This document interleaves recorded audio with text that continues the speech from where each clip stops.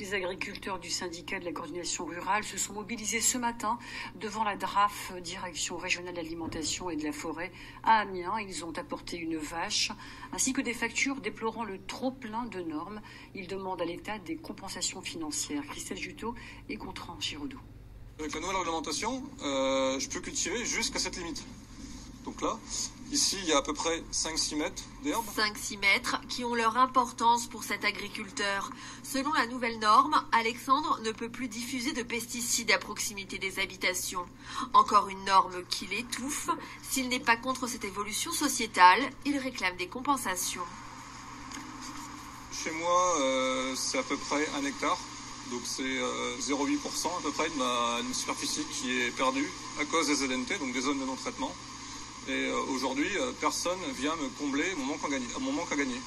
Donc c'est 800 à 1000 euros de perdus chez moi.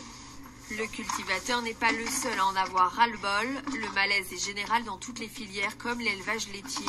Alors pour marquer les esprits, les agriculteurs de la coordination rurale sont venus bien accompagnés ce matin pour manifester devant la direction régionale du ministère de l'Agriculture. Nous sommes venus là donc pour vous remettre les factures. Symbolique aussi ces factures qui selon eux correspondent aux pertes économiques qu'engendrent toutes les normes. Même si le directeur comprend le cri d'alarme des agriculteurs, il défend la politique de l'État. Le consommateur attend des garanties. Et les garanties, vous pouvez les obtenir lorsque les règles de production sont les mêmes pour tous, donc à travers des normes. Je crois qu'une agriculture sans normes ne fonctionnerait pas. Et personne n'en voudrait, en fait, de l'agriculture sans normes. Mais ce qu'on cherche à faire, c'est que ces normes soient justement la garantie d'un produit de qualité. Pour les agriculteurs, ces arguments face à la concurrence mondiale ne font pas le poids. Ces normes franco-françaises asphyxient leurs exploitations. Les normes exigent des charges, représentent des charges pour nous importantes. Et la marge n'est plus là.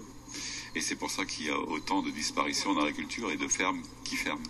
Signe de cette crise, selon l'interprofession laitière, dans le nord-est de la France, près de 30% d'éleveurs prévoient de diminuer ou d'arrêter leur activité.